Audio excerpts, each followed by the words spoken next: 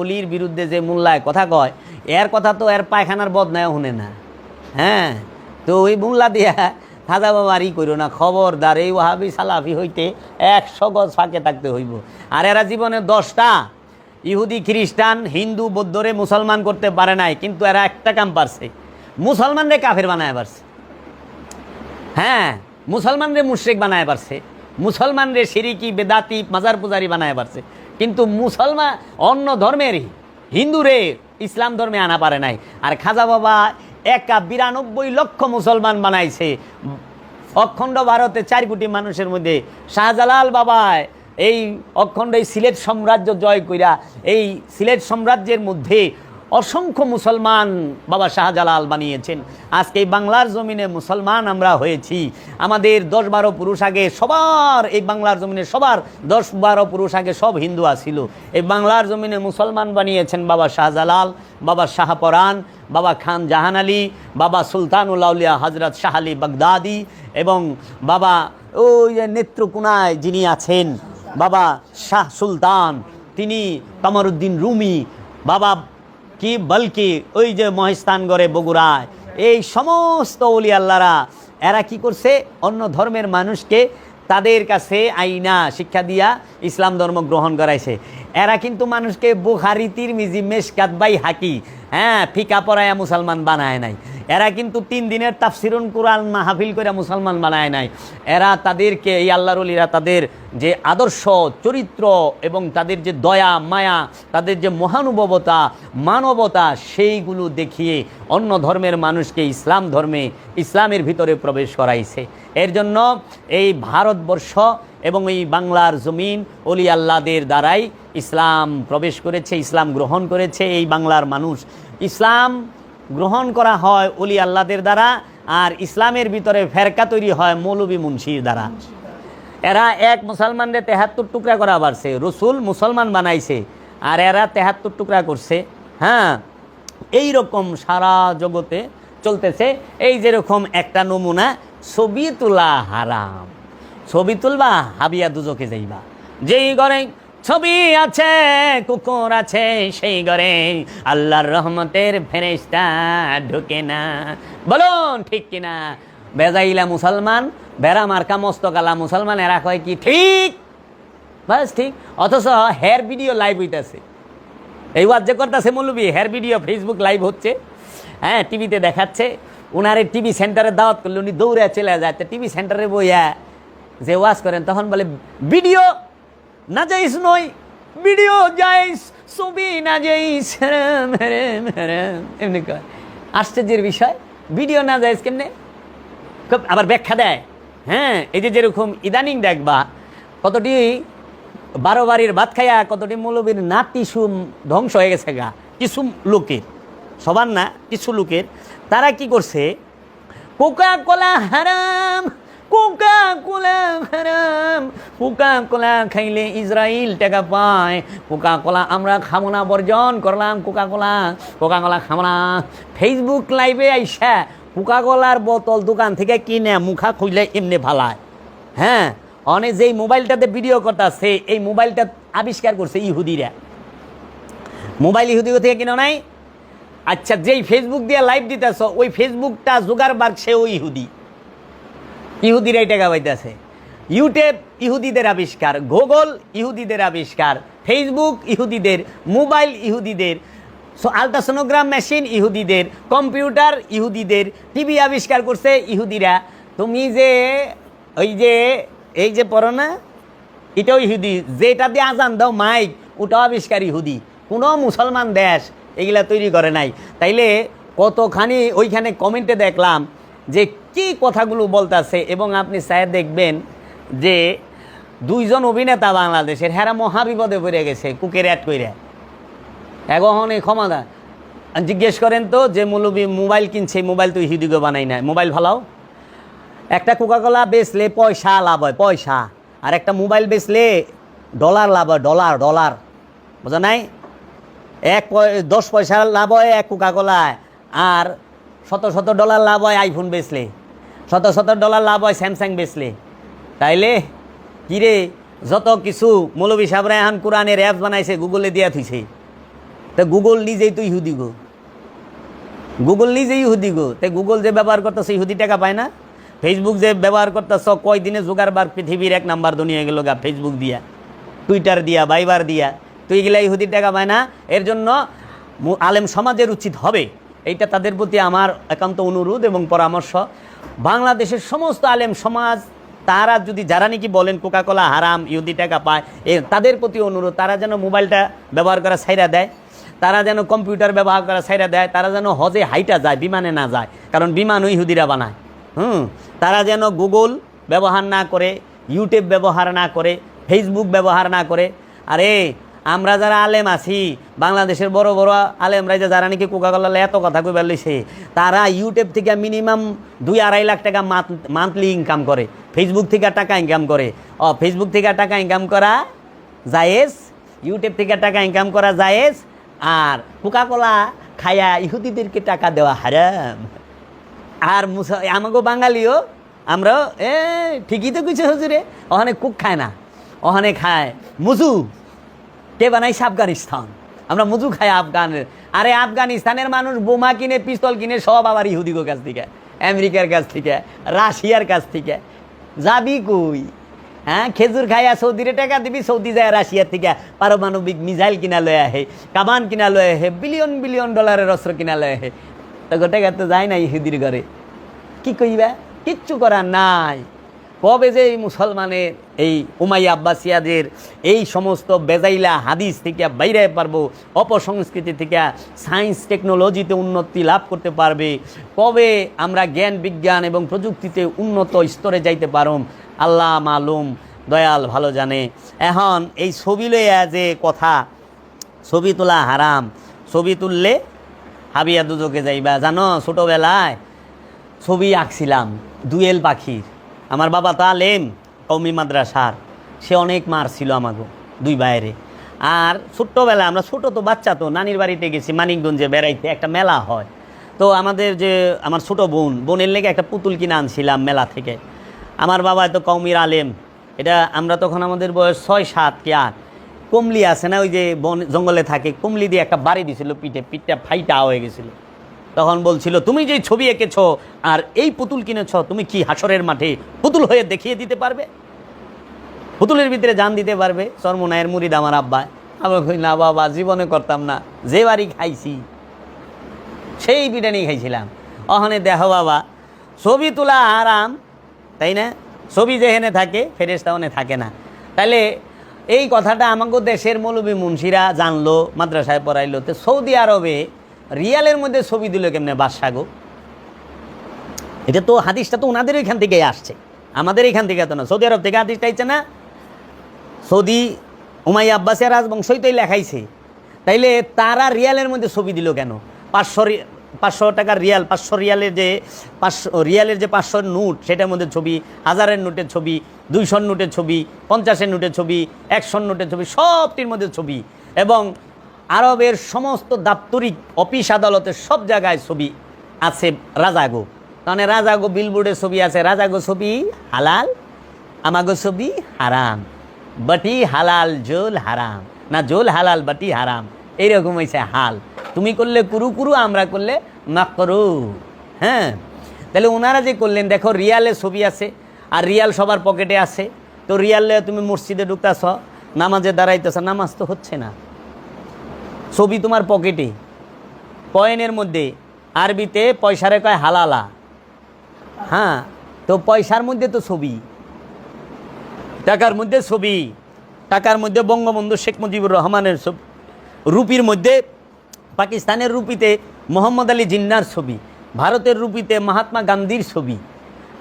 আর Saudi আরবের রিয়ালের মধ্যে তোমার বাদশাহ সৌদের ছবি, বাদশাহ ফয়সালের ছবি, সালমানের ছবি, বাদশাহ আবদুল্লাহর ছবি।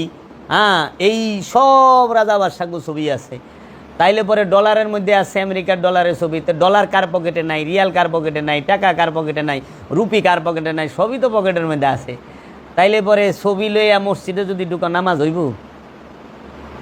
মানে যেই জায়গায় ছবি আছে ওই জায়গায় ফেরেশতাই ঢুকে না। তাই ঘরেও ফেরেশতা নাই, শৈলেও ফেরেশতা নাই, মসজিদে ঢুকছে হেনও ফেরেশতা নাই, অফিসে ঢুকছ হেনেও ফেরেস্তা নাই, রাস্তাঘাটে ঢুকছ হেনেও ফেরেস্তা নাই। ফেরেস্তার শূন্য বিশ্ব হয়ে গেল তাইলে। কারণ বিশ্বের সব টাকার মধ্যে ছবি, সব দেশে ছবি আছে, সব জায়গায় ছবি আছে। অনেক হজ করবার যাইবা ছবি সহ বেল্টের মধ্যে বাংলাদেশের পতাকা টকাতাকা দিয়া সব দিয়া থয়। অনেক আরাফার ময়দানেও ছবি নেই। কি ফেরেস্তা অনেক আছে কি না হুজুর গজি গা লাগবো, ছবির তো শেষ নাই। তো বাবা তোমরা কোকাকোলা খাও না, কিন্তু ফেসবুক দিয়ে ইহুদিগো টাকা দাও, ক্যামেরা দিয়ে কিনা ইহুদিগো টাকা দাও, অস্ত্র কিনা ইহুদিগো টাকা দাও। কবে বাইরেই বেয়ে গেলে থেকে। এখন দেখো ছবি তুললা না কেন? উমাইয়া আব্বাসিয়া এরা সব সময় এই রাজবংশটা ইহুদির সাথে মানে ব্রিটিশের সাথে জড়িত। ব্রিটিশের সাথে তাদের খুব সুসম্পর্ক। ব্রিটিশের চক্রান্তে তাহারা এই মুসলমান জাতিটাকে জ্ঞান বিজ্ঞানে পিছায় রাখবো, তার জন্য তাদেরই এজেন্ট বাড়া কইরা আমাদের কাছকে প্রাণীবিদ্যার থেকে চিকিৎসা বিজ্ঞান থেকে দূরে রাখছে। আজকে প্রাণীর ছবি অনেক আমার বাচ্চাদেরকে যদি আমার বাচ্চাদেরকে যদি সিংহ চিনাইবার যাও, তুমি কি সুন্দরবন থেকে রয়্যাল বেঙ্গল টাইগার আর সিংহ ধইরা না পারবা? তারপরে চিনাইবা? আর এটাও তো সম্ভব না যে সুন্দরবনে যাই দেখাইবা চিনাইবা। তাইলে কি ছবি দেখে চিনার লাগবো না? তো তুমি হাতি চিনাইবা, হাতি কিউন থেকে বাইন্দা ধরে লইবা, না তুমি নিজে ফ্যামিলি লিয়ে যাইবা? তো ছবির মাধ্যমেই তো প্রাণী জগৎ সম্পর্কে ধারণা থাকতে হবে। তাই প্রাণী জগতের যে প্রাণীবিদ্যাকে বলা হয় ইংরেজিতে জিওলজি। হ্যাঁ, জুওলজি। এই জুওলজির যে জ্ঞানটা এটা আমাদের নাই। হ্যাঁ, এখন এর লেগে ওই যে জ্ঞান নাই দেখা আমাকে কই দিছে সাপ মারা, সাপ দেখলেই মারতে হবে, বিষধর সাপ বাঁচিয়ে রাখতে নাই, টিকটিকি দেখলে মেরে ফেলতে হবে। অনেক সাপ যে আমাকে কত উপকার করে, সব সাপ বিষধর সাপ না, সব সাপের মধ্যে বিষ নাই। কিছু সাপ আছে ধান ক্ষেতের ইঁদুর খায়, এতে ধান ক্ষেত ভালো থাকে, ফসলাদির মধ্যে ইঁদুর লাগে, ইঁদুর সাপে খায় বেলায়, বিষ প্রয়োগ করতে হয় না, এর জন্য পরিবেশ সুন্দর থাকে। আবার কিছু সাপ আছে বিষাক্ত। তো বিষাক্ত সাপগুলো সম্পর্কে ধারণা নিতে হইলে তোমরা ডিসকভারি, ন্যাশনাল জিওগ্রাফি চ্যানেলগুলো দেখবা, প্রাণী জগৎ সম্পর্কে ধারণা হবে। অনেক যেই সাপ দেয় সেই সাপে মাইরা হালা। এদিন দেখলাম এই যে বর্তমানে যে একটা ভয়ঙ্কর সাপ, আমরা দেখছি ঢাকা জেলা কেরানীগঞ্জেও দেখছি রাসেল ভাইপার, এই সাপটা বলে ভয়ঙ্কর বিষধর। কিন্তু একটা ভিডিও দেখলাম গুক্কু সাপে এই রাসেল ভাইপারের গিলা খায়া লাইতেছে মাইরা। তো কাজেই প্রাণী জগৎকে রক্ষা করতে হবে। এখন আমরা গাছও কাটতাছি তুমুলভাবে, ফল আমরা গাছে পাকতে দেই না, কাঁচা থাকতে ছিঁড়া স্প্রে মাইরা পাকাই। আবার ফল যা হে আমরা ঠুঙ্গা লাগায় দেই, প্যাকেট লাগায় দেই। তাহলে পাখিগুলো বাঁচবে কি খায়া বাবা? পাখি কেমনে বাঁচবো? পাখির খাবারই তো ফল। পাখি গাছে থাকবো, গাছের ফল খাইব। অনেক ফল তো পাকনেরই চান দেয় না মানুষে, খেতে ফসল পাকনেরই চান দেয় না। তো এখন এই ফলগুলো পাখিতে কেমনে? আবার যাও পাকে এমনভাবে বস্তা দিয়ে ডাইকা রাখে পাখিরা আর খাওয়ানো। তাহলে এই পশু পাখি আস্তে আস্তে বিলুপ্ত হচ্ছে। আগে মরা পশু মারা গেলে ফালাই দিত চকে পাথরে, ওইগুলারে শকুন খাইতো, কাকে খাইতো, পশু পাখিতে খাইতো, খায়া বাইচা থাকতো। আর এখন সব মাটির নিচে কারণে আস্তে আস্তে এখন শকুন দেখেন, শকুন নাই, শিয়ালের পরিমাণ কমে গেছে। অনেক ধান খেতেও মানুষ যায় বাড়ি করে, তো শিয়াল থাকবো গুই, জঙ্গল নাই, শিয়াল কোথায় থাকবো? তা প্রতিটা প্রাণী দিয়েই আমাদের অনেক উপকার হয়।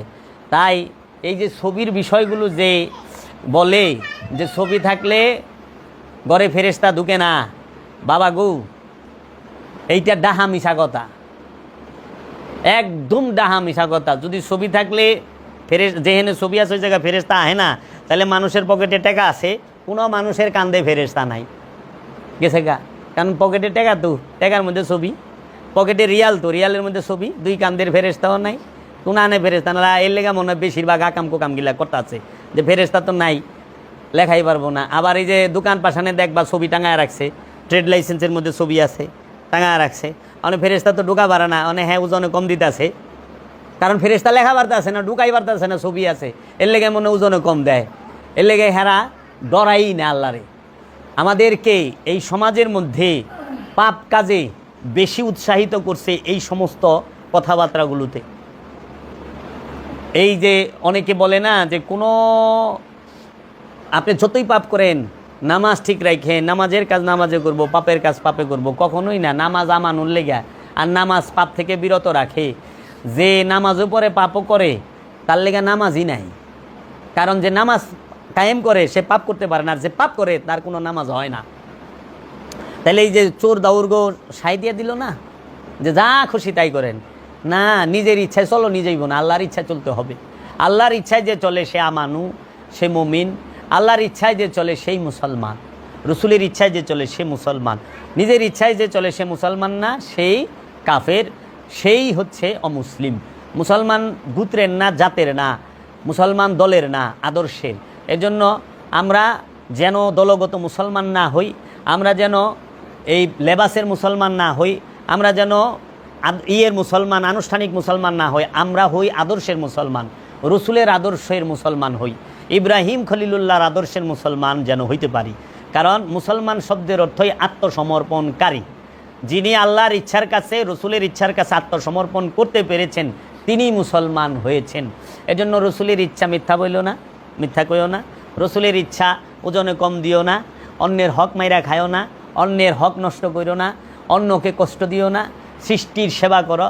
এইগুলো যে নিষেধগুলো আল্লাহ এবং রসুল করছে ওইগুলোকে মাইনা চলা, এবং যে আদেশগুলো রসুল এবং আল্লাহ বলছেন সেগুলোকে মাইনা চলার অপর নামই হলো মুসলমান। সুন্নতে খাতনা দিলে মুসলমান হয় না। যদি সুন্নতে খাতনা দিলেই মুসলমান হইতো তাহলে মেয়েরা মুসলমানই হয়ে ভালো না, কারণ মেয়েগুলো সুন্নতে খাতনা দেওয়া যায় না। এর জন্য যদি লেবাসে মুসলমান হয়, যে দাড়ি রাখছো, টুপি পাঞ্জাবি পায়জামা পরছো, তুমি মুসলমান, তাহলে মেয়েরা পাঞ্জাবিও পরা পারে না, দাড়িও রাখা পারে না, টুপিও ভিন্দা পারে না, হেরা এইগুলো ফাগরি মাগরিও মাথায় বাঁধা পারে না, তো এরা মুসলমানের সাইডটা বাদ হয়ে যায়। আবার যদি বাপ দাদার ঘরের মানে জন্মসূত্রে মুসলমান হয়, যে বাবা মা মুসলমান, তাদের ঘর থেকে যারা আইছে হেরাই মুসলমান, তাইলে তো আমরা দেখি অনেক বড় বড় যে অসৎ লোক তারাও মুসলমানের ভিতরে ঢুকে যায় না। এর জন্য মুসলমান হলে আদর্শের মুসলমান, আদর্শের মুসলমান হইতে হবে, এবং জ্ঞান গবেষণা করতে হবে, কোরআন পড়তে হবে, কোরআন গবেষণা করতে হবে, এবং আল্লাহর যারা ওলি, আল্লাহর নূরে যারা নূরময়, রসুলের আদর্শে যারা আদর্শবান, তাদের সহবতে যেতে হবে। কোরআন পইরা হেদায়েত হওয়া যায় না। কোরআন পইরা হেদায়েত হইতে গেলে অবশ্যই কোরআনের ওয়ারিস যারা আল্লাহর ওলিরা তাদের লাগবে। শুধু আরবি পইরা হেদায়েত পাইবা না, তখনই হেদায়েত পাইবা যখন তুমি কোরআনের ওয়ারিস যারা আল্লাহর ওলিরা তাদের কাছে যাইবা। কারণ আমরা দেখছি আরবি কোরআন অনেক বড় বড় খারাপ আলেম উলামারা পড়ছে, কিন্তু তারা মার্ডারের সাথে জড়িত, তারা অপকর্মের সাথে জড়িত, ড্রাগসের সাথে জড়িত। আমরা দেশ বিদেশে অনেক দলিল পাই, এবং বোমাবাজির সাথেও জড়িত আমরা দেখছি না। এজন্য যারা নাকি অলির বায়াত, অলির কাছে মুরিদ, এবং সাথে কোরআন গবেষণা করে, কোরআন পড়ে, কোরআনের আদর্শকে নিজের মধ্যে ধারণ করে, তাহারা অনেক সুন্দর চরিত্রের চরিত্রবান হয়েছে, চরিত্রের অধিকারী হয়েছে। এজন্য অলির সোহবত ছাড়া, অলির মুরিদ হওয়া ছাড়া, অলির বায়াত হওয়া ছাড়া তুমি কখনোই হেদায়েত পাবে না। এবং অলির ধ্যান করতে হবে, দায়েমি সালাত করতে হবে, মুরাকাবা মুশাহেদা করতে হবে। হ্যাঁ, শুধু আমরা যে সপ্তাহে একদিন হাজিরা দিমু আল্লাহর দরবারে আমরা পার, এই চিন্তা যেন আমরা না করি। কারণ আল্লাহ বলছে তুমি সর্বক্ষণ সলাতের মধ্যে থাকো, আল্লাহ জিনা হুমা আল্লাহ সলাতি হিমদায়মুন, সর্বক্ষণ আল্লাহর সাথে সংযুক্ত থাকো, যুক্ত থাকো, রসুলের সাথে যুক্ত থাকো সর্বক্ষণ, তাকেই দায়েমি সালাত বলে। আর সর্বক্ষণ যুক্ত থাকতে গেলে ধ্যান ছাড়া, মুরাকাবা মুশাহেদা ছাড়া সম্ভব নয়। এর জন্য সপ্তাহে একদিন আল্লাহর দরবারে হাজির হইবা, এইটা তুমি পার পাওয়া যাইবে এই চিন্তাও করো না। আল্লাহর দরবারে প্রতি মুহূর্তে জিকিরে ফিকিরে থাকতে হবে। এর জন্য আল্লাহ বলছেন সর্বক্ষণ জিকির করো, সর্বক্ষণ তুমি শুইয়া বসিয়া দাঁড়াইয়া তিন অবস্থায় আল্লাহর জিকিরে মশগুল থাকো। কারণ মানুষ এই তিন অবস্থায় থাকে সারা দিন রাত 24 ঘন্টার মধ্যে, নয় দাঁড়াইয়া থাকে, নয় শুইয়া থাকে, নয় বসিয়া থাকে। এর জন্য আল্লাহর জিকির করবা দাঁড়াইয়া, শুইয়া এবং বসিয়া, সর্বক্ষণ। গাফেল হওয়া যাবে না। জো দম গাফেল সো দম কাফের, জিকির থেকে গাফেল হওয়া যাবে না। বুঝছ? এই বিষয়গুলো তোমরা মনে রাখবা। আর এই ছবি তোলা হারাম, ছবি তুললে ফেরেশতা নেয়, এই সমস্ত মোল্লার ফেদাই শুনবা না। এগুলা আজগবি শরীফের হাদিস, এগুলা আজগবি কথাবার্তা, যেগুলো ধর্ম, বিজ্ঞান, দর্শন সব কিছুর বিপরীতে দাঁড়ায় রয়েছে। এখন ছবি ছাড়া চাকরি হয় না, ছবি ছাড়া স্কুল কলেজ মাদ্রাসায় ভর্তি হয় না। তো ছবি তোলা হারাম। হুজুর হজে যাইতে সময় ছবি তুলেন কে? হারাম। হুজুর ছবি তোলা হারাম, তে মাদ্রাসায় ভর্তি করতে সময় ছবি লাগে কে? আচ্ছা হুজুর ছবি তোলা হারাম, ছবি তুললে হামিয়া দুজকে যাইবা। তাইলে হুজুর আপনি যে পাংখা মার্কায় কারাইলেন ছবি লইয়া, হুজুর ছবি ছাড়া তো পাংখা মার্কা দেয় নাই, সেই পাংখা মার্কা ছবি ছাড়া আইছে কিনা বলেন? তো ছবি তো লাগে গেছে, তো ছবি লাগছে না? ইলেকশনে দাঁড়াইতে ছবি লাগে না? নির্বাচন কমিশনের ছবি লাগে না? হুজুর আপনারা যে নিবন্ধন করাইলেন আপনাদের কি কি ছবি লাগে নাই? রাজনৈতিক দলের নিবন্ধন করায় নাই, তো হ্যাঁ ছবি লাগে নাই? ছবি ছাড়া রাজনৈতিক দলের নিবন্ধন হয়? ছবি ছাড়া নমিনেশন পায় না? এর লেগা এখন আর বড় বড় হুজুররা বলে না যে ছবি তোলা হারাম, মানে ছোট ছোট হুজুররা কয়, বড় হুজুররা এখন বাদ্দা দিছে। এক কালে কইতো জিন্সের প্যান্ট পরলে হামিয়া দুজকে যাবি, কোট টাই পরলে হামিয়া দুজকে যাবি, এটা ফেরেঙ্গিদের পোশাক, এগুলো পরা না যায় হারাম। এখন তাহারাই পাঞ্জাবির উপরে কোট পরে, তাহারাই বলে নায়কটাই না জায়েজ, নায়কটাই জায়েজ। না, চেঞ্জ হয়ে গেছে দর্শন। এরা বলছে এই ফুটবল খেলা হারাম, এটা অমুকেরা খেলে, ইহুদি খ্রিস্টানরা খেলে, এই ফুটবল হইল জঙ্গলির মাথা, এখন এরাই ফুটবল বেশি খেলে। ক্রিকেট খেলা হারাম, ক্রিকেট খেললে দুদক দিয়ে চইলা যাবি, ক্রিকেট ফেরেঙ্গিদের খেলা, ব্রিটিশ আবিষ্কার করছে এই খেলা, এই খেলা খেলান যাইব না, ওখানে হেরাই বেশি খেলে। মাইক শয়তানের গলা, মাইক দিয়া কথা কইলে শয়তানের গলা দিয়া কথা হয়, মাইক ব্যবহার করা যাইব না, ওখানে হেরাই মাইক ব্যবহার করে। বুঝলাম না, তাইলে কালে কালে এরাই তো দেখি যে মানুষকে গুমরা করতেছে, বিপদগামী করতেছে, এক এক সময় এক এক ফতুয়া। তো বাবা তোমরা কোকাকোলা খাও না, কিন্তু ফেসবুক দিয়ে ইহুদিগো টাকা দাও, ক্যামেরা দিয়ে কিনা ইহুদিগো টাকা দাও, অস্ত্র কিনা ইহুদিগো টাকা দাও, কবে বাইরেই বাই গেলার থেকে। এখন দেখো ছবি তুললা না কেন? উমাইয়া আব্বাসিয়া এরা সব সময়, এই রাজবংশটা ইহুদির সাথে মানে ব্রিটিশের সাথে জড়িত, ব্রিটিশের সাথে তাদের খুব সুসম্পর্ক। ব্রিটিশের চক্রান্তে তাহারা এই মুসলমান জাতিটাকে জ্ঞান বিজ্ঞানে পিছায় রাখবো, তার জন্য তাদেরই এজেন্ট বাড়া কইরা আমাদের কাছকে প্রাণীবিদ্যা থেকে, চিকিৎসা বিজ্ঞান থেকে দূরে রাখছে। প্রথমে যে আয়াতটি, এটি সূরা বাকারার। আল্লাহ বলতেছেন, হে আমানুগণ, তোমরা আল্লাহর মস্তানে সাহায্য চাও ধৈর্য এবং সবুরের মাধ্যমে, নিশ্চয়ই আল্লাহ ধৈর্যশীলের সাথে থাকে। আর দ্বিতীয় যে আয়াতটি পাঠ করলাম, বাল নাকজিফু বিল হাক্কি আলাল বাতিল ফাইয়াদমাগুহু ফাইজা হুয়া যাহিকু ওয়ালাকুমুল ওয়াইলু মিম্মা তাসিফুন। আল্লাহ রাব্বুল আলামিন বলতেছেন, বাল বরং নাকজিফু বিল হাক্কি, বরং আমরা যখন সত্য দিয়ে আঘাত করি, আলাল বাতিলে, আলাল উপরে, বাতিলে মিথ্যার, আমরা যখন সত্য দিয়া মিথ্যার উপরে আঘাত করি, মিথ্যা চূর্ণ বিচূর্ণ হইয়া যায়, মিথ্যা ধ্বংস হইয়া যায়। এবং আল্লাহ সূরা বাকারার মধ্যে বলেছেন, ওয়াল্লাহু মুহিতুন বিল কাফিরিন, আল্লাহ কাফেরদের দ্বারা ঢাকিয়া আছেন। এখন এইটা আমাদের সমাজে উল্টা অর্থ করে যে কাফেরদেরকে আল্লাহ ঢাকিয়ে রাখছে। যদি কাফেরদেরকে আল্লাহ ঢাকিয়েই রাখে, তাহলে প্রশ্ন আসে, এই এত কুফুরি তাহলে কে করে? কাফেরেরা তো ঢাকা, কুফুরি কে করে? এখন হালের এই উমাইয়া আব্বাসিয়া দর্শনের যারা নাকি অনুসারী, উমাইয়া আব্বাসিয়া রাজবংশের যারা অনুসারী, তারা বলে যে আল্লাহ কাফের ঢাকিয়ে রাখছে, আর আল্লাহ করতেছে কাফেরেরা আল্লাহরে ঢাকিয়ে রাখে, যেরকম মিথ্যাবাদী সত্যকে ঢাকিয়ে রাখে। আমি আজকে আপনাদের সামনে আমার দয়াল মুর্শিদ কালান্দার বাবা জাহাঙ্গীর বা ইমান আল সুরেশ্বরী ফি আনহুর লিখিত সুফিবাদ আত্মপরিচয়ের একমাত্র পথ, এই কিতাবটি থেকে একটু অংশ পড়ে শোনাতে চাই, ওর উপরে আমি আলোচনা করব। আমার দয়াল মুর্শিদ এই কিতাবটিতে লিখেছেন, উমাইয়া এবং আব্বাসীয় রাজবংশের দ্বারা কত মিথ্যা হাদিস রচনা করে যে মুসলমানদের সর্ববিষয়ে পিছনে ফেলে দিয়েছে, তা এই বিজ্ঞানের যুগে হারে হারে টের পাচ্ছি। মুসলমানদের যে কত বড় অপূরণীয় ক্ষতি করে গেছে এই উমাইয়া এবং আব্বাসীয় রাজবংশ, তার বিশদ ব্যাখ্যা সহ একটি একটি করে ধরে দিলে এক বিশাল ফেরেশতি লেখা হয়ে যাবে। কেবল হাদিসের বেলাতেই নয়, বরং কোরআনের ব্যাখ্যা লিখতে গিয়ে তাদের উল্টাপাল্টা কথার ধারা নিজেরাই ধরা পড়তে শুরু করেছে। সাধারণ মুসলমান এসব গবেষণার মূল্যায়ন যে করতে জানে না তা নয়, বরং আমাদের মাঝে একটা ঐক্যবদ্ধ দায়িত্ববোধ এখনও জাগ্রত হয়নি। উমাইয়া এবং আব্বাসীয় রাজবংশের দ্বারা যেসব মিথ্যা হাদিস ও কোরআনের অপব্যাখ্যা করা হয়েছে তারই জের বয়ে চলছে সর্বস্থানে।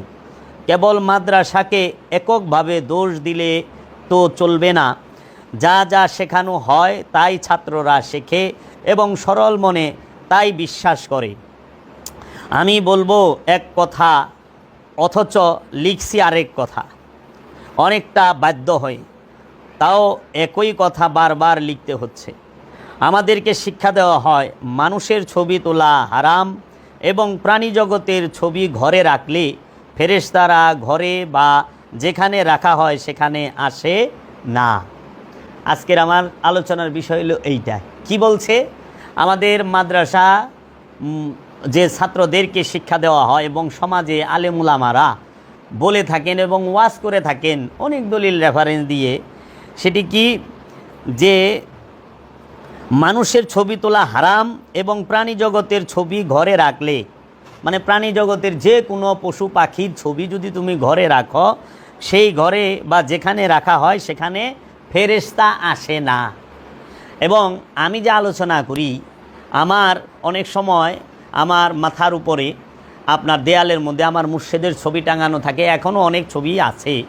তো অনেকে আমার আলোচনায় কমেন্ট করে এবং গালাগালিও করে যে তোর ঘরে ছবি তুই আবার কথা কস। এখন যে ব্যক্তিটা বলতেছে ফেসবুকে গাইলেইতেছে, তার নিজের প্রোফাইলেই ছবি আছে, তার নিজের প্রোফাইল পিকচারে ছবি আছে।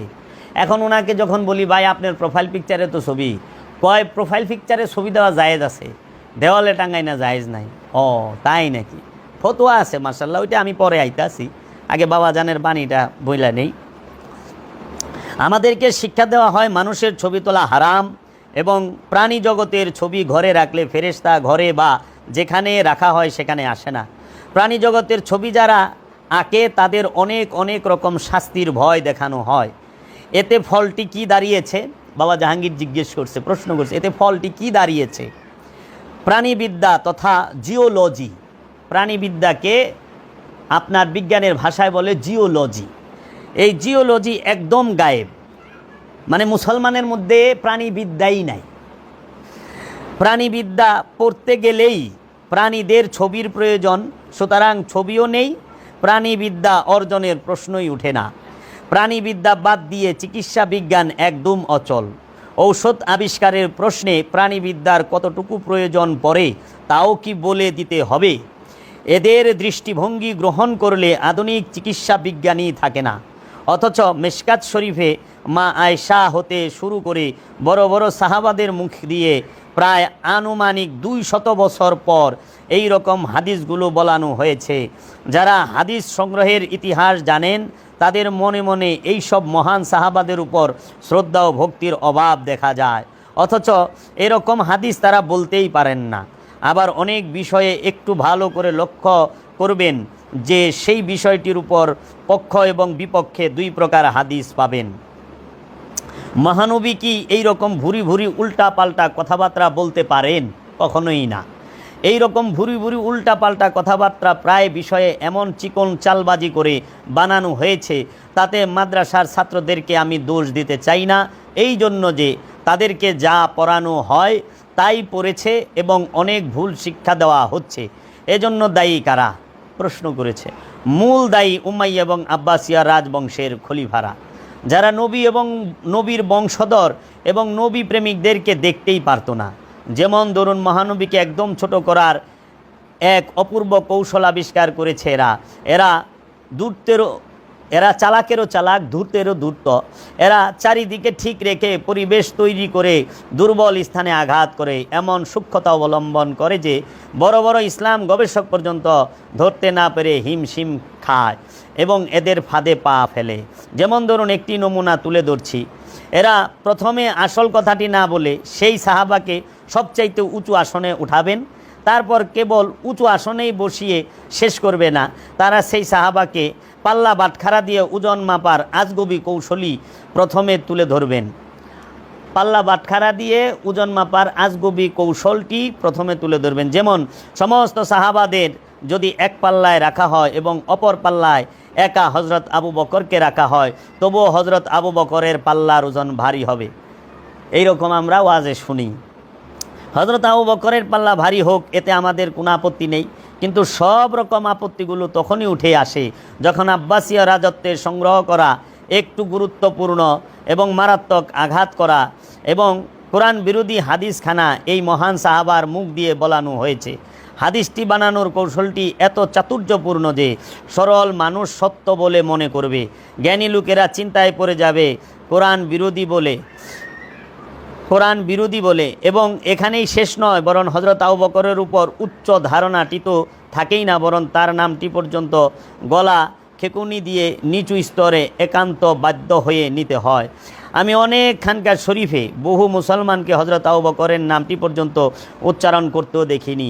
সেই সঙ্গে হজরত উমর, হজরত উসমান, হজরত তালহা, হজরত জুবায়ের, হজরত আব্দুর রহমান ইবনে আউফ সম্পর্কে এমন সব ঐতিহাসিক কথাবার্তা তুলে ধরেন যে ভক্তি তো দূরের কথা, বরং নানা প্রকার বিরূপ মন্তব্য ছুড়ে দেওয়া হয়। আপনিও তাদের কথাবার্তা কিছুদিন শুনলে সন্দেহপ্রবণ হয়ে ওঠার সম্ভাবনা উড়িয়ে দিতে পারবেন না। কারণ উমাইয়া এবং আব্বাসিয়া রাজবংশের দ্বারা যে সব মিথ্যা হাদিস বানানো হয়েছে, সেই হাদিসগুলোর চুলচেরা বিশ্লেষণ ও ব্যাখ্যা দিলে আপনিও ভরকে যাবেন। এই রাজতন্ত্র সত্যের সঙ্গে মিথ্যাকে এমনভাবে মিশিয়ে দিয়েছে যেমন দুধের সঙ্গে পানি মিশিয়ে দেওয়া হয়। খালি চোখে পানি ধরার যেমন উপায় থাকে না, তেমনি এই বানানো হাদিসগুলো ধরতে কষ্ট হয়। তবে দুধে পানি কতটুকু মেশানো হয়েছে সেটা যন্ত্র দিয়ে পরীক্ষা করলেই পরিষ্কার ধরা পড়ে যায়। তেমনি কোরআনের সামনে রেখে হাদিসগুলো পরীক্ষা করার একটানা গবেষণায় ধরা পড়তে বাধ্য এবং ধরা পড়ে যায়। যেমন ধরুন, হজরত আবু বকরকে দিয়ে বলানো হচ্ছে এইভাবে যে যারা মোহাম্মদের পূজা করতে তারা জেনে রাখো যে আজ মোহাম্মদ মৃত, এবং যারা আল্লাহর পূজা করো তারা জেনে রাখো আল্লাহ চিরজীবন্ত। নওজুবিল্লাহ মিন যালিক। জলিলুল কদর সাহাবা হজরত আবু বকর সিদ্দিক তিনি কি বলতে পারেন যে আজকে জেনে রাখো মোহাম্মদের পূজা যারা করো মোহাম্মদ মৃত? যেদিন রসুল উফাত হয়েছেন সেই দিনের এই হাদিসটাকে ওই রেফারেন্স দিয়ে বলে। আব্বাসীয়দের বানানো হাদিসটি যে কোনো অবস্থাতেই কেটে না, আব্বাসীয়দের বানানো হাদিসটি যে কোনো অবস্থাতেই টেকে না, তার দলিল কোরআনে এবং সহি হাদিস হতে তুলে ধরলেই পরিষ্কার বোঝা যায়। মহানবী একজন সামান্য উম্মত, যিনি আপন নফসের বিরুদ্ধে আল্লাহর রাস্তায় যুদ্ধ করে শহীদ হয়েছেন, তাকে মৃত বলতে কোরআন মানা করেছে। বরং ধমকের ভাষায় বলা হয়েছে কখনোই মৃত বলো না, যদিও তুমি দেখছ মৃত, কিন্তু সে কখনোই মৃত নয়। এটা তোমার বুদ্ধি, বিচার এবং মাথার সমস্ত চিন্তাধারা বিশ্বাস করতে চাইবে না, তথা তোমার মস্তিষ্ক এই গোপন সত্যটি ধারণাই করতে পারবে না। সূরা বাকারার 154 নম্বর আয়াতের ভাবার্থ এ কথাই বলা হয়েছে।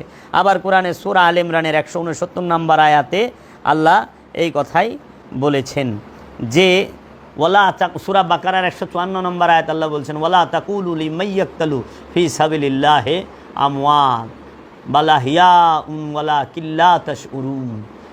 খবরদার, যারা আমার রাস্তায় শহীদ হয়েছে, আল্লাহর রাস্তায় শহীদ হয়েছে, তাদের মৃত বলিও না, বরং তারা জীবিত, তোমরা তা বুঝতে পারো না। এবং আল্লাহ সূরা আলে ইমরানের 169 নম্বর আয়াতে বলছেন, ওয়ালা তাহসাবান্নাল্লাযিনা কুতিলু ফি সাবিলিল্লাহি আমওয়াত বাল আহইয়াউন ইনদা রাব্বিহিম ইয়ারযাকুন। খবরদার, যারা আমার রাস্তায় শহীদ হয়েছে, কতল হয়েছে, তোমরা তাদেরকে মৃত বলিও না, বাল বরং আহিয়া, তারা জীবিত, ইনদা রাব্বিহিম ইয়ারযাকুন, ভেতরে ভেতরে তারা রবের তরফ হইতে রিজিক পাইতেছে। এখন আল্লাহর রসুলের একজন উম্মত, সে যদি আল্লাহর রাস্তায় কতল হওয়ার পরে না মারা যায়, তাহলে সরকারে দু আলম রহমাতাল্লিল আলামিন কীভাবে মারা যায়? এই হাদিসটা তো কোরআনের সাথে সাংঘর্ষিক হয়ে যায়। যে হজরত আবু বকরের মুখ দিয়ে যে হাদিসটা বলানো হয়েছে, যে হজরত আবু বকর সিদ্দিক বলেছেন, যারা মুহাম্মদের পূজা করতে তারা জেনে রাখো যে আজ মুহাম্মদ মৃত, এবং যারা আল্লাহর পূজা করো তারা জেনে রাখো আল্লাহ চিরজীবন্ত। নওজুবিল্লাহ মিন যালিক। এই হাদিসটা কখনোই হযরত আবু বকর সিদ্দিক বলতে পারেন না। এটা উমাইয়া আব্বাসিয়া রাজবংশের ঘোর চক্রান্ত। কোরআনের সাথে হাদিস সাংঘর্ষিক। কারণ তোমরা দেখো যে 2014 সালে, না 2014 সালে, হ্যাঁ 2014 সালে আমার মুর্শিদ কালান্দার বাবা জাহাঙ্গীর বা ইমান আল সুরেশ্বরীর একজন সাধক খলিফা, তার নাম আজিজ মস্তান। সেই আজিজ মস্তানের উনি ইন্তেকাল করছে 1 বছর আগে। 1 বছর পরে তাকে কবর থেকে উঠানো হয়েছে। তার দেহ মোবারক একটা পশমও নষ্ট হয় নাই, অক্ষত রয়েছে। বাবা জাহাঙ্গীরের মুরিদ খলিফা আজিজ মস্তান, বাড়ি হইল ঢাকা জেলার নবাবগঞ্জ থানার কলাকুপা বান্দুরায়। হ্যাঁ, এইটা যুগান্তর পেপারে আসছিল 2014 সালের জানুয়ারি মাসের পেপারে এই খবরটা আসে যুগান্তরে। হ্যাঁ, তো একজন সাধক, একজন ওলিয়ে কামেলের খলিফার দেহ হইতো নষ্ট না। আমরা দেখি না অনেক সময় কবর খুঁজতে গেলে যে 45, 60 কিংবা 30 বছর পূর্বে ওনাকে এই কবরে দাফন করা হয়েছে, এই দেহটা নষ্ট হয় নাই। অনেক আছে না, অনেক পাওয়া যায়। তাই আল্লাহর একজন নেককার বান্দার দেহটাই তো নষ্ট হয় না, তাইলে আল্লাহর রসুল রাহমাতুল্লিল আলামিনের দেহ মোবারক কীভাবে নষ্ট হয়? আর আসে মৃত্যুর কথা। আরে মোহাম্মদ সাল্লাল্লাহু আলাইহি সাল্লাম তো কারো পিতা না, তো মোহাম্মদ সাল্লাল্লাহু আলাইহি সাল্লাম মৃত্যুবরণ করে কেমনে? সারা কোরআনে কোথাও আছে যে মোহাম্মদ জায়কাতাল মউত? না, আছে কুল্লু নাফসুন জায়কাতাল মউত, প্রত্যেক নফস মৃত্যুর স্বাদ গ্রহণ করবে। এখন মোহাম্মদ নফস, এইটা জগতে গুণ আলেম প্রমাণ করতে পারবে? মোহাম্মদ সাল্লাল্লাহু আলাইহি সাল্লাম যে নফস, এটা জগতে গুণ আলেম প্রমাণ করতে পারবে? পারবে না। মোহাম্মদ কাকে বলে এই ভেদ রহস্য তারা জানে না, তাদের জানা নাই। কিন্তু বিরাট বড় ইসলামিক গবেষক আর বিরাট বড় পীর মশায়েক হয়ে বই রয়েছে, কিচ্ছু করার নাই। এর লেগে তারা মোহাম্মদ সাল্লাল্লাহু আলাইহি সাল্লামের রুহে সোয়াব পাঠায়, রসুলের রুহে সোয়াব পাঠায়, আবার কেউ তো আছে রওজা পাকে সোয়াব পাঠায়, হাদিয়া পাঠায়, আবার কেউ আছে আরওয়া পাকে পাঠায়। এগুলো সবগুলোই বেয়াদব, সব বেয়াদব। কারণ তুমি আমানু হইয়া রসুলের জন্য দোয়া করার মতো উপযুক্ত পাত্র নও। তুমি একজন পীর হইয়া, পিসাব হইয়া রসুলের লেগে দোয়া করার উপযুক্ত পাত্র নও। কারণ রসুলের দয়া ভিক্ষা পাইলেই তুমি অলি হইবা। যার দয়ায় অলি হও, যার ভিক্ষা পাইলে অলি হও। রসুলের বংশের দয়া ভিক্ষা পাইলে যারা অলি হয়, তারা কিভাবে রসুলের জন্য আর রসুলের বংশের জন্য সোয়াব পাঠায়, দোয়া পাঠায়? সোয়াব তার জন্য দরকার যার নফস শয়তানযুক্ত, যার নফস ক্ষতিগ্রস্ত, যিনি অকল্যাণে আছে, তার জন্য কল্যাণ পাঠাইতে হবে। যিনি বরদোয়ার মধ্যে আছে, অভিশাপের মধ্যে আছে, তার জন্য দোয়া করতে হবে। যিনি লুকসানের মধ্যে আছে, ক্ষতিগ্রস্ততার ভিতরে আছে, তার জন্য দোয়া পাঠাইতে হবে। এখন রসুল এবং রসুলের বংশ তো সবচেয়ে আলা, সবচেয়ে উঁচু মর্যাদার। হ্যাঁ, এইটা এখন আমার ছবির বিষয়টা যেটা নিয়ে আমি করছি, এই বিষয়ে আমি অন্য সময় আলোচনা করুম এই হাদিসের। তো এখানে আরেকটু বলা উচিত যে আল্লাহ রাব্বুল আলামিন আবার কোরআনে সূরা আলে ইমরানের 169 নম্বর আয়াতে জোর দিয়ে বলা হয়েছে, এই বলে যে যারা জিহাদে আকবরে জয়ী হয়ে শহীদ হয়ে ওলি হয়েছেন তাদেরকে মৃত চিন্তা করতেও একদম মানা। কথা প্রসঙ্গে একটি কথা এসে যায় যে চিন্তা করলে গুনাহ লেখা হয় না। যদি কেউ খারাপ কাজ করবে বলে চিন্তা করে কিন্তু সেই খারাপ চিন্তাটি বাস্তবে তথা হাতে নাতে না করে, তাহলে গুনাহ লেখা হয় না। কারণ খারাপ কাজটি বাস্তবে যেই পর্যন্ত প্রতিফলিত না হবে সেই পর্যন্ত গুনাহ লেখা হবে না। কিন্তু সমগ্র কোরআনে তন্ন তন্ন করে খুঁজে শুধু দুটো জায়গায় চিন্তা করলেও অন্যায় বলে বলা হয়েছে। একটি আলে ইমরানে, সূরা আলে ইমরানে, অপরটি সূরা নেসার 150 আয়াতে। আল্লাহ রাব্বুল আলামিন সূরা নেসার 150 নম্বর আয়াতে বলেছেন, 51 নম্বর আয়াতে, যে কি ওয়ায়ুরিদুনা আইয়ু ফারিকু বাইনাল্লাহি ওয়া রাসূলি উলাইকা হুমুল কাফিরুনা হাক্কা। যাহারা ওয়া এবং ইউরিদুনা, যারা মনে মনে ইচ্ছা করে, এরাদা করে, আইয়ু ফারিকু বাইনাল্লাহি, আল্লাহ এবং রসুলের মধ্যে পার্থক্য করার মনে মনে চিন্তা করে, ইচ্ছা করে, তাহারাই হইল 100% কাফের, কাফেরুনা হাক্কা 100%। ওয়ায়ুরিদুনা আইয়ু ফারিকু বাইনাল্লাহি ওয়া রাসূলি উলাইকা হুমুল কাফিরুনা হাক্কা। যারা আল্লাহ এবং আল্লাহর রসুলের মধ্যে মনে মনে ইচ্ছা করে, এরাদা করে যে আল্লাহ আলাদা রসুল আলাদা, ভাগ করে, ফারাক করে, তফাত করে, তাহারাই হইল 100% কাফের। সূরা নেসার 150 এবং 51 আয়াতে আল্লাহ স্পষ্ট বইলা রাখছে। আর এখন যাহারা বলে রসুল মৃত, হ্যাঁ, নাউজুবিল্লাহি মিন যালিক, নবী করিম সাল্লাল্লাহু আলাইহি ওয়াসাল্লাম ইন্তেকাল করছেন, মারা গেছেন, মৃত, নওজুবিল্লাহ মিন জালেক, তাদের তো ইমানই নাই। কারণ রসুল মারা গেলে আল্লাহ, এই রেফারেন্সে দেখা যায় আল্লাহ মারা যায়। আর রুহের লেগা যারা সোয়াব পাঠায় তারা আল্লাহর লেগা সোয়াব পাঠায়। রুহের মাগফিরাত যারা কামনা করে তারা আল্লাহর মাগফিরাত কামনা করে, নওজুবিল্লাহ মিন জালেক। আল্লাহর লেগা ওখানে মুসলমানরা দোয়া করা শুরু করে দিছে। আল্লাহ ওই যে কয় না, রুহে সোয়াব পাঠায় দেন, তার রুকে জান্নাতুল ফেরদৌস নসিব করে দেন, এরকম করে কয় না সুন্দর করে। আর তারা কাইন দেন নলি ডলি, রুহেরে জান্নাতুল ফেরদৌস দেয়। আরে রুহের পায়ের তলে সারা সৃষ্টি জগৎ সব কিছু থাকে। জান্নাতের স্রষ্টাই তো আল্লাহ, তা আল্লাহরে জান্নাতুল ফেরদৌস নসিব করবার কইতেছ মোল্লা? বড়ি বদনসিব কি বাত হ্যায়, বড় দুঃখজনক কথা। এর জন্য কেহু যেন ভুলেও রুহে সোয়াব না পাঠায়। সোয়াব পাঠাইলে নফসের জন্য পাঠায়েন, যেই নফস খান্নাস রূপী শয়তান যুক্ত, খান্নাস রূপী শয়তান যুক্ত। ওলিয়ে কামেলের জন্য দোয়ার প্রয়োজন নাই, কারণ